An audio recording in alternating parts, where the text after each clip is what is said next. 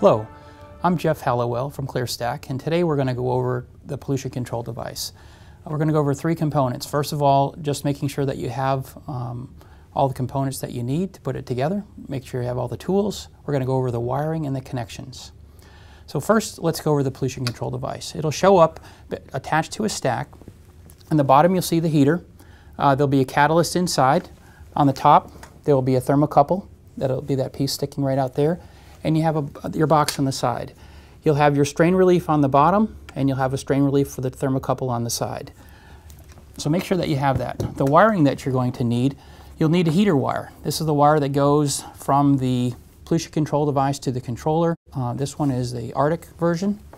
You'll also need a thermocouple wire. It's a yellow wire, it looks like this. It's about 6 to 8 feet long, and it's used from connecting the thermocouple in the stack to the controller. The tools that you'll need for today is, as you can see, the cover here is using a Phillips screwdriver. So you'll need either a hand drive or you'll need a drill to be able to take that off. You'll need something to be able to strip the wire. First, to strip the cable, you might need something like this that you use to strip the wire off. Wire strippers, and some people like to use a razor, so you could have either one of those. For crimping the components onto the heater top, you'll need a set of crimps for that, and you'll need a set of connectors that will work for 14 to 16 gauge wire. To take the ground off on the inside, you'll need a 3/8 nut driver that you could either use on your drill or you could do by hand as well.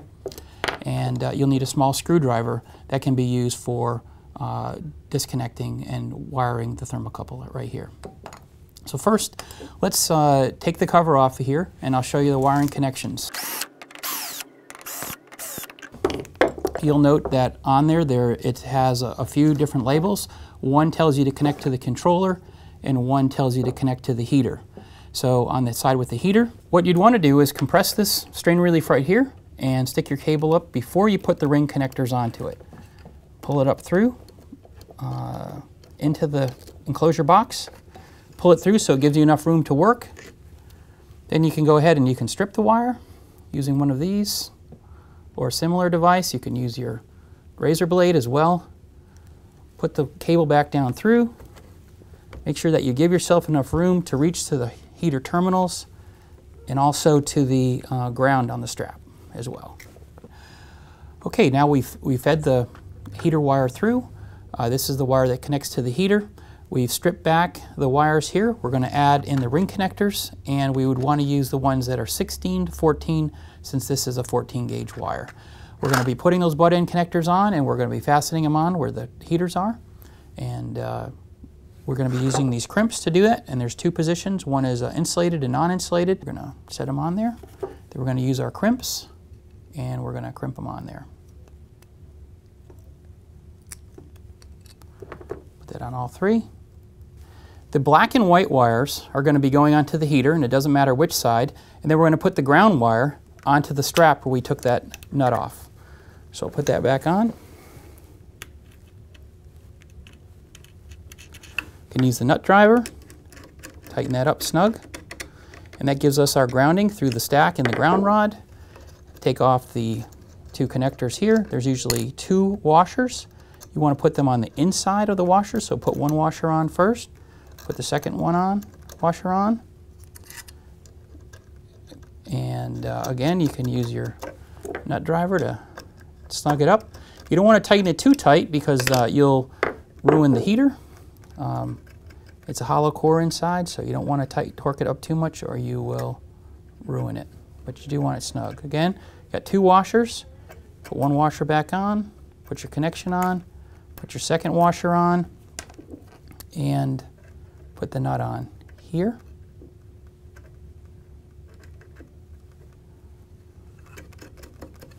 And snug it up with your nut driver. Okay, and that's how you wire the heater wire from the controller. The next thing you want to do is pull out the thermocouple, take off the connector here, take off the connections on the cover, and this is where you'll go into to install the wire. The yellow wire is usually about 4 to 6 feet long, and you'll take one end and connect it to the controller and the other end and connect it to the heater. On the side with the controller, you'll notice that there's 3 wires. There's the thermocouple wire that's red, and that's the negative wire. There's a shield, and the yellow wire is a positive wire. That's important to remember because a lot of times people will put this on backwards, and that'll be an error. What you want to do is you have to shield it and mount that onto the board, but on the other end you'll trim that off and then connect that to the heater. So again, the yellow wire is the positive and the red wire is the negative. Take your wire, you would feed it through your strain relief on the side. The next thing you're going to do is slide on this small little gasket that goes over the unit here. Sometimes it's easier to do before you strip the wire back, so I would recommend that you do that. And then you'll trim back the wires just to get an idea of how far they go, which is usually fairly short. And we'll trim those back. And we'll cut them off. Again, it's a 22 gauge wire, so you use your 22 gauge connection in your strippers. And then you just loosen up these screws right here. So next, after you've loosened those 2 screws and lined it up, you'll take your yellow wire again on the positive side and your red wire on the negative side, and you'll slide them in there. And you'll set your little rubber gasket so it's in the groove. And that's how it should look before you tighten it down. You want to make sure that that grounding shield is not touching those screws.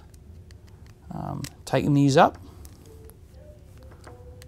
And again, it's good to make sure that the yellow is on the positive side. Then you would apply your cover, and then you will take your plug, and you can see on the side of the plug there's a small side and a large side. It corresponds to the side on the thermocouple, and then you would just plug it right in like that.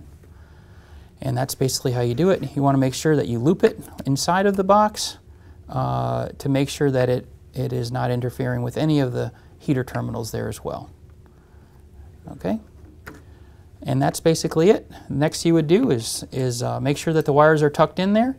You would set your cover back on, tighten up those screws, and that's how you wire the pollution control device. So just to recap on the wiring of the pollution control device, I just want to spend a few minutes to go over the wiring that's required. First of all, the yellow wire, which is the insulated thermocouple wire. It's a 22 gauge wire, so to make sure that you do use the wire that we send off with it. Second is the heater wire. There's 2 different kinds that we'll send. One is an SJO and one's an Arctic cable. The important thing to note when you're looking at these is when you take the quick disconnect apart, that the female side is always from where the power is coming from, and the pins are always from the side that has no power, so that if somebody was to touch it, there should be no electricity in there at all. And just want to make sure that you install it safely and that it's easy to replace it or take it down if you need to. So that would be an important thing to do. So just make sure that you have the right kind of wire, that it's rated correctly, and the guidelines are in the manual, which everything that we've talked about here today is in the manual, so please be sure to look at that or download it and print off a copy. So when you're done wiring the pollution control device, this is what it should look like. The yellow wire coming in should be looped there. That's the thermocouple wire, remembering again that the yellow wire is the positive, and that should be attached to the positive side of the plug. That the plug also has 2 different sizes to put in there, making sure that you do put it on there correctly. And there's a little snap ring that you can also put on there as well. The heater wire, again, coming through, make sure that you have it grounded well onto the stack, and make sure that, again, that the hydronic heater has a ground rod that's driven into the ground. That's, again, covered in the manual, so make sure that we have proper grounding. Grounding problems and wiring of the positive backwards on here is 2 of the common problems that we have out in the field, so make sure that you check that as well. Again, thank you very much, and hopefully you now know how to properly wire the pollution control device. Thank you.